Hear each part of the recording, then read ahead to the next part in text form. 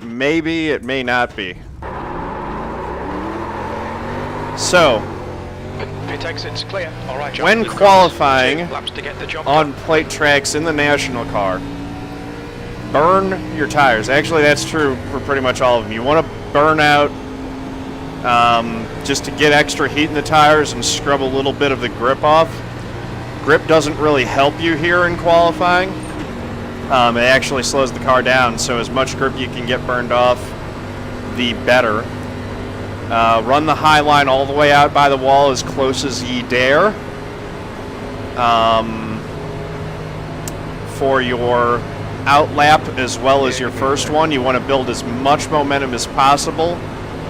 And then for your timed lap, which is going to be the second lap, you want to hug the inside in the corners and then drift up about a car width coming out of the corners, just so that you make sure that you're not pinching the car off on corner exit.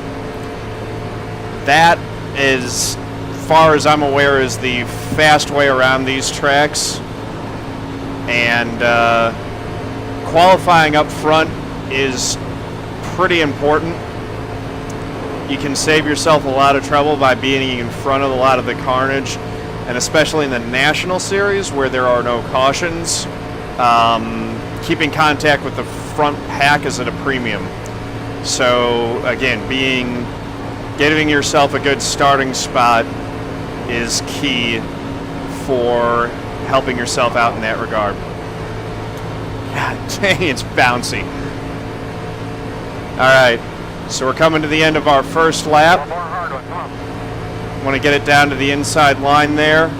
Hug the bottom through the tri-oval. 51.0. Just keep it as straight as possible going down the straightaway, and then get into the turn and just hold it right down on that yellow line. Ride the bumps as best you can. Coming out of turn 2, you want to let it roll up.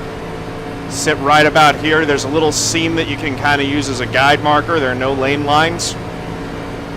And then drop it right back down to the inside going through 3 and 4. Again, you're going to have to fight the bumps. This is probably not going to be a lap that puts me on pole. I haven't held it very smoothly through 3 and 4 at all there. And then once you get to the tri-oval, bring it down to the apron, ride it right close to the gas, and just hold it to the line. Just done a 50.0. That's your quickest lap. 49.999. Checker this time. Yeah, that, like I said, I didn't hold it smoothly through 3 and 4 and probably cost myself. This is going to be crazy. iRacing does lead boot boxes. Yeah, Marcio, did you clip that? You've been my man with getting the timely clips. That would have been a good one. Thanks for taking the poll. So yeah, I actually recommend not doing practice on plate tracks because practice doesn't really mean much. The only way that you can practice plate racing is doing actual racing.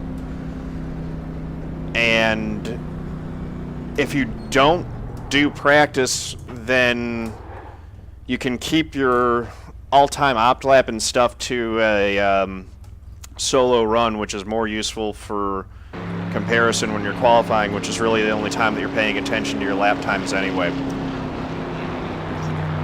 If you get a practice lap logged that is in the draft, then it's going to be a lot more confusing for you trying to use the tracker to see how your lap's going. What's up, John? Nathan, what's going on?